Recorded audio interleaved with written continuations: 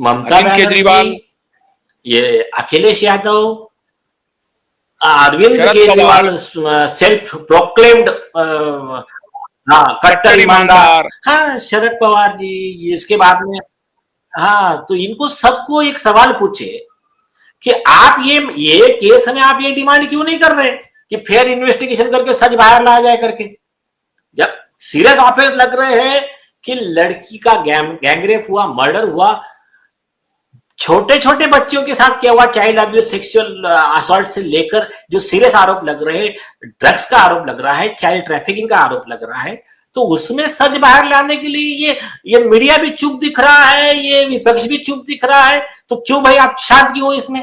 तो ये सवाल भी इनको पूछना चाहिए। एसएसआर वॉरियर्स ने भी ट्विटर पे टैग करो उनको पूछो भाई ये सवाल उठ रहे हैं, तो आप इसके ऊपर महाविकास आघाड़ी मांगो के ना, जितने लोग कहो हैं, इस पे। हेमंत सोरेन, लालू यादव का बेटा तेजस्वी यादव, अखिलेश यादव, आपको स्टालिन, ममता बनर्जी, राहुल गांधी, प्रियंका गांधी, अरविंद केजरीवाल, शरद पवार, कोई सवाल नहीं पूछ रहा है उनसे। अब तो एफिडेविट आ गया। हाँ, और द वायर का और राजदीप सरदेसाई कुछ नहीं बोल रहे हैं, तुम्हारे द वायर इतने बनाते रहे, द वायर नहीं पूछ रहा है, स्क्रॉल नहीं पूछ रहा है, द स्क्रॉल नहीं पूछ रहा, द वायर नहीं पूछ रहा। अब तुम्हारे ये अजीत अंजुम हो और जो भी हो तुम्हारे पत्रकार, सब लोग पूछे ना सवाल, जैसे आशुतोष जी पूछ रहे, अजीत अंजुम, पुण्य प्रसून, रवीश कुमार, ये अभिशार शर्मा, पुण्य प्रसून, मैं नाम लेकर के हालांकि उनकी पब्लिसिटी कर रहा हूं, लेकिन मैं पूछ रहा हूं नहीं, रवीश कुमार, पुण्य प्रसून, अभिशार शर्मा, ये सवाल और अजीत अंजुम अभी देख ही नहीं रहे हैं। अजीत अंजुम को ये केस पता ही नहीं चल रहा है। और वो बानखेड़े जी, अशोक बानखेड़े, कहां है अशोक बानखेड़े जी? वो रोज जो चिल्लाते हैं टाइगर बनते हैं। दीपक शर्मा किधर है? दीपक शर्मा, संजय शर्मा, मैं सबका नाम ले रहा हूं, पूजा मिश्रा, संजय शर्मा, दीपक शर्मा, पूजा मिश्रा, अभिसार शर्मा, रवीश कुमार, अजीत अंजुम, राजदीप सरदेसाई, साक्षी जोशी, ये जो फ्लीट तैयार है, तो अभी उनकी अंतरात्मा जगी नहीं रही है कि भैया ये एफिडेविट हो गया है, कोर्ट में चल रहा है, ये कहा जा रहा है कि भाई पुलिस ने जो एडीआर जमा कर दी थी उसमें प्रोसीजर फॉलो नहीं हुआ। इस पर क्या कहना है उनका? कोई सवाल नहीं, क्यों? और आशुतोष पाठक हो, अर्नब गोस्वामी जी हो, इवन नीलेश ओझा हो, हमारा ये कहना है ही नहीं कि उसको उठा के सीधा जेल में डालो भाई। हमारे जो प्रूफ है, हमारे एविडेंस है, ये अगर सही है तो जेल में डालो, नहीं है तो कंप्लेनेंट के खिलाफ कार्रवाई करो, हमारे खिलाफ एक्शन लो। लेकिन आपको वो भी नहीं चाहिए ना, आपको फेयर इन्वेस्टिगेशन ही नहीं चाहिए। हाँ,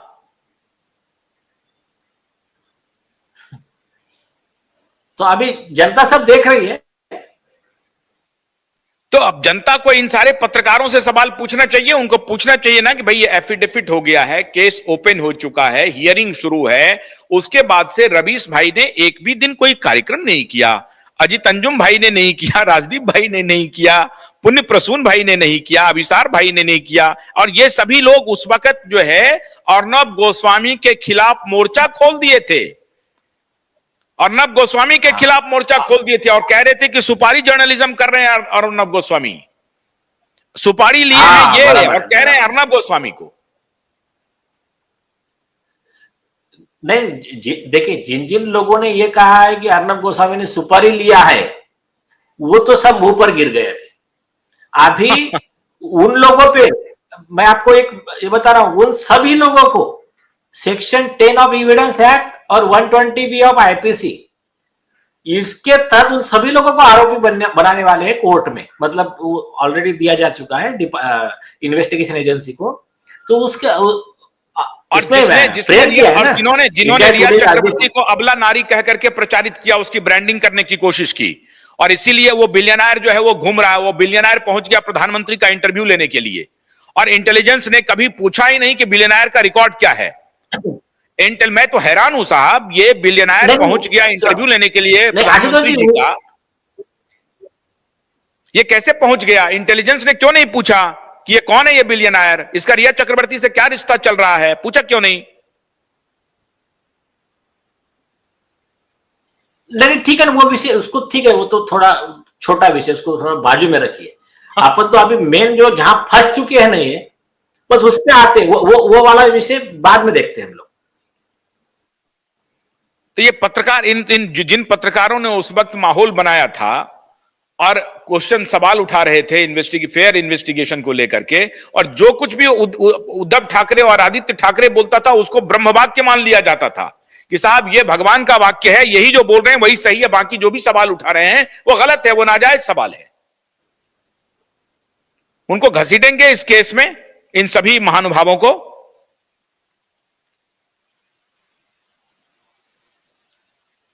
आवाज आ रही है? फ्रिज कर गए, कोई बात नहीं, इंटरनेट की गड़बड़ी से। बहुत बहुत शुक्रिया वैसे नीलेश ओझा जी, बहुत लंबा आपने आज वक्त दिया, और हमें उम्मीद है कि अगली जो सुनवाई होगी उसमें अब आपको, हमारे एसएसआर वॉरियर को, सुशांत और दिशा के चाहने वालों को यह जरूर भरोसा हो गया होगा कि हम लोगों के पास सबूतों की झड़ी लगी हुई है। आप बिल्कुल चिंता मत कीजिए, इस देश में रूल ऑफ लॉ का टेस्ट होना है, और इसीलिए हम लोग इस मुद्दे को उठाए हुए हैं। कोविड के मुद्दे को हम लोगों ने उठाया था, आज कोविड के मुद्दे पर देखिए दुनिया में क्या चल रहा है, देख रहे हैं ना।